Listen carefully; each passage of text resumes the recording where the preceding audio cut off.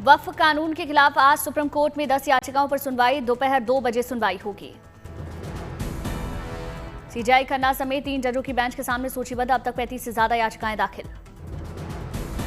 देश भर के ईडी दफ्तरों के बाहर आज कांग्रेस का हल्ला बोल। राहुल सोनिया पर कार्रवाई से आग बबूला पार्टी। नेशनल हेराल्ड केस में जांच एजेंसी ने दाखिल की चार्जशीट। ईडी ने रॉबर्ट वाड्रा को फिर जारी किया समन। पूछताछ के लिए आज भी पेश होने के निर्देश। गुरुग्राम लैंड मामले में होंगे सवाल जवाब। मंगलवार को भी ईडी ने वाड्रा से पूछताछ की। रविशंकर प्रसाद ने कांग्रेस पर साधा निशाना। कहा, कांग्रेस धरना देने की बात कर रही, लेकिन सरकारी प्रॉपर्टी पर नहीं बैठ सकती कांग्रेस। रविशंकर प्रसाद का कांग्रेस पर निशाना। कहा, नेशनल हेराल्ड के 5000 शेयर्स कांग्रेस ने लिए थे। रविशंकर प्रसाद का गांधी परिवार। कहा, कांग्रेस ने 50 लाख देकर 90 करोड़ की प्रॉपर्टी ले ली। ये गांधी मॉडल ऑफ डेवलपमेंट है। बंगाल हिंसा पर रविशंकर प्रसाद ने ममता पर निशाना साधा। कहा, ममता वोट बैंक के लिए आप कितना गिरेंगी, हो क्या रहा है बंगाल में। रविशंकर प्रसाद ने ममता से पूछा सवाल। कहा, ममता जी, अगर वक्फ में महिलाओं को जगह दी जा रही है तो आपको दिक्कत क्या है। कोलकाता में आज सीएम ममता बनर्जी वक्फ के मामले पर इमामों से मुलाकात करेंगी। शांति व्यवस्था को लेकर सीएम चर्चा करेंगी। तमिलनाडु के वेलोर में दरगाह के गांव की जमीन पर किया वक्फ की जमीन होने का दावा। कांग्रेस विधायक हसन मौलाना ने बयान का समर्थन किया। कहा, ग्रामीणों को देना पड़ रहा मामूली किराया।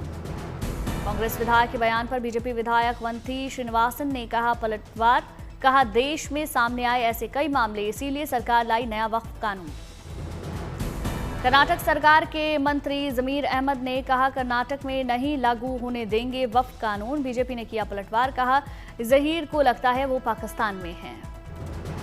बरेली में मुस्लिम समाज ने किया वक्फ बिल का समर्थन। कहा, कुछ लोगों ने वक्फ की संपत्तियों से आम मुस्लिमों को कभी नहीं मिलने दिया कोई फायदा। वक्फ कानून पर गिरिराज सिंह का ममता पर वार। बोले, वोटों के लालच में बंगाल को बांग्लादेश बनाना चाहती हैं ममता। गिरिराज सिंह ने कहा, बंगाल में हिंसा ममता बनर्जी की साजिश, ताकि हिंदू पलायन करने के लिए मजबूर हों। बंगाल हिंसा पर बोले एसपी नेता अबू आजमी। कहा, दंगे कौन करवा रहा है, इसकी जांच होनी चाहिए। साजिशकर्ता मुसलमानों को छेड़ना चाहते हैं ताकि कोई गलती करे और फिर बर्बाद हो जाएं। यूपी में 19 अप्रैल से बीजेपी का वक्फ जागरूकता अभियान बीजेपी अल्पसंख्यक मोर्चा शुरू करेगा। मुस्लिमों को वक्फ कानून के फायदे बताएगी बीजेपी। गरीब मुसलमानों को बताएगी वक्फ कानून का लाभ। नासिक में अवैध दरगाह हटाने को लेकर बवाल। भीड़ ने पुलिस और नगर निगम की टीम पर पथराव किया। पुलिस ने समय रहते हस्तक्षेप कर शांति बहाल के। पथराव में 21 पुलिस अधिकारी घायल। धार्मिक स्थल पर अनाधिकृत निर्माण हटाने की प्रक्रिया शुरू। सुरक्षा के कड़े इंतजाम। नासिक मामले में 15 लोगों को हिरासत में लिया गया। 57 संदिग्धों की मोटरसाइकिल जब्त। नगर निगम ने 15 दिन पहले जारी किया था नोटिस। कहा था, यह धार्मिक स्थल अनाधिकृत है, 15 दिन के अंदर अतिक्रमण हटा लें, नहीं तो नगर निगम कार्रवाई करेगा। यूपी पुलिस महकमे में बड़ा फेरबदल। 11 आईपीएस अफसरों के तबादले। 19 अप्रैल को जम्मू कश्मीर के दौरे पर प्रधानमंत्री मोदी चेनाब रेल ब्रिज का उद्घाटन कर सकते हैं। दिल्ली में वार्षिक नेशनल हाईवे एक्सीलेंस अवार्ड का आयोजन। कार्यक्रम में शामिल हुए केंद्रीय मंत्री नितिन गडकरी। मुंबई में डिप्टी सीएम ने राज ठाकरे के घर पर उनसे मुलाकात की। राज ठाकरे ने गर्मजोशी से एकनाथ शिंदे का स्वागत किया। आनंद के चरोतर यूनिवर्सिटी के कार्यक्रम में शामिल हुए केंद्रीय विदेश मंत्री एस जयशंकर। विदेश मंत्री ने छात्रों से बातचीत की।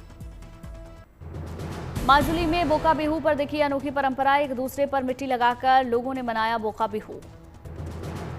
372 साल से चली आ रही परंपरा, लोगों का मिट्टी से जोड़ना मुख्य उद्देश्य। मयूरभंज में उदय पर्व उत्सव को देखने के लिए लाखों भक्त पहुंचे ठाकुरमुंडा। भक्तों ने आस्था और भक्ति के रूप में हवा में उड़ान भरी। तिरुचिरापल्ली के समयपुरम मरियमन मंदिर में चिथराई कार उत्सव की रौनक। रथ को खींचते नजर आए भक्त। भक्तों ने देवी मरियम्मन की मूर्ति को रथ पर रखकर मंदिर के चारों ओर घुमाया। बड़ी संख्या में भक्त शामिल। काठमांडू में नए साल के आगमन पर सिंदूर उत्सव की धूम, सिंदूरमय हुआ काठमांडू।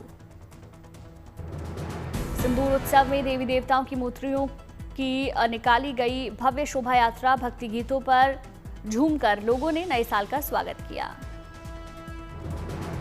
उत्सव में लोगों ने जमकर सिंदूर उड़ाया, नए साल पर एक दूसरे को बधाई दी।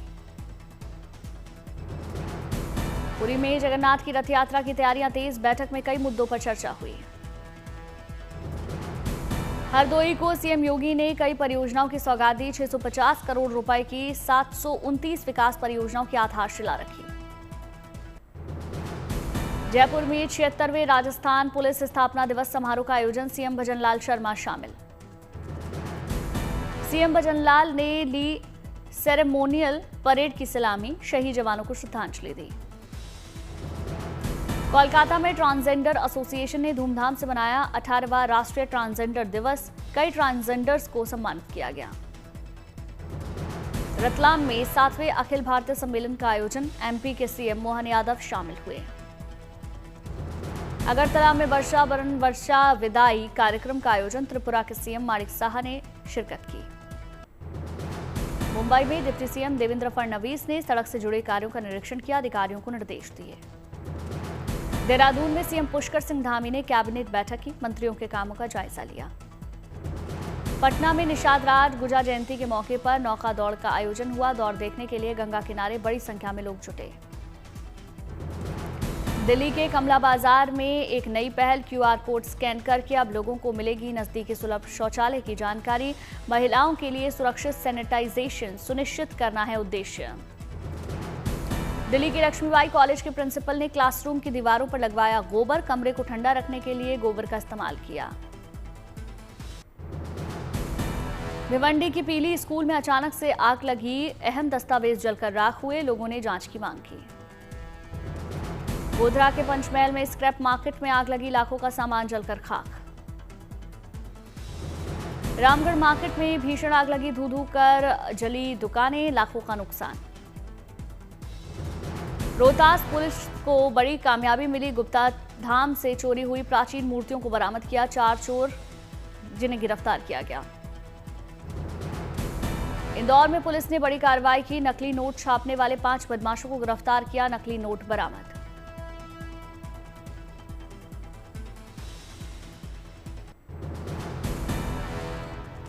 फिल्म मकतूब का ट्रेलर जारी, इसमें राजपाल यादव डाउन सिंड्रोम से पीड़ित बच्चों को सामान्य जीवन जीने में मदद करते दिखे। फिल्म में टाइगर श्रॉफ और कपिल शर्मा भी कैमियो रोल में नजर आएंगे। हॉलीवुड कॉमेडी फिल्म का हिस्सा बनी प्रियंका चोपड़ा जैक एफ्रॉन के साथ नजर आएंगी। हैरी पॉटर की टीवी सीरीज के कलाकारों की घोषणा, अल्बस डंबलडोर के रोल में नजर आएंगे लिथगो नजर। राज शांडिल्य की कॉमेडी फिल्म में दिखेंगे सिद्धार्थ मल्होत्रा, प्रोड्यूसर महावीर जैन की अपकमिंग कॉमेडी फिल्म में निभाएंगे लीड रोल, सितंबर में शुरू होगी शूटिंग। कैटी पेरी ने अंतरिक्ष से धरती पर वापसी के बाद किया पहला पोस्ट, बोली अपने घर से बढ़कर कुछ भी नहीं। आज आईपीएल में दिल्ली और राजस्थान के बीच मुकाबला, शाम 7:30 बजे शुरू होगा मैच। पंजाब किंग्स ने डिफेंड किया आईपीएल इतिहास का न्यूनतम स्कोर, कोलकाता से जबड़े से छीनी जीत।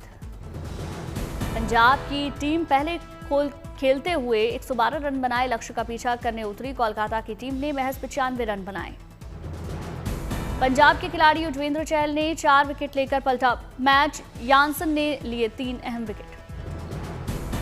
कोलकाता से रघुवंशी से बनाए सबसे अधिक 37 रन, रसेल और रहाणे 17-17 रन बनाकर आउट हो गए।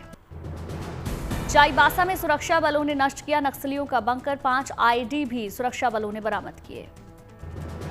हरिद्वार में अवैध पटाखा फैक्ट्री में ब्लास्ट हुआ, पुलिस ने एक आरोपी को गिरफ्तार किया।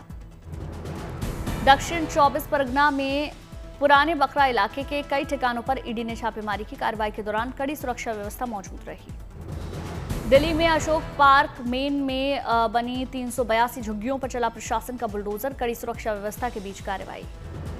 सोनीपत में शौक पूरे करने के लिए 2 दोस्तों ने लूट की वारदात को अंजाम दिया, दिव्यांग से लूट के दोनों आरोपी गिरफ्तार।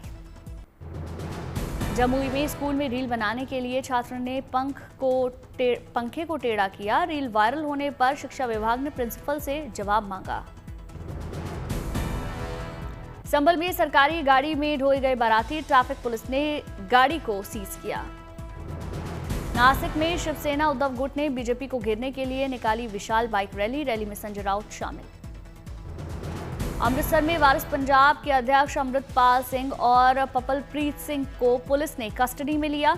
एनएसए निरस्तीकरण के तुरंत बाद कार्रवाई हुई।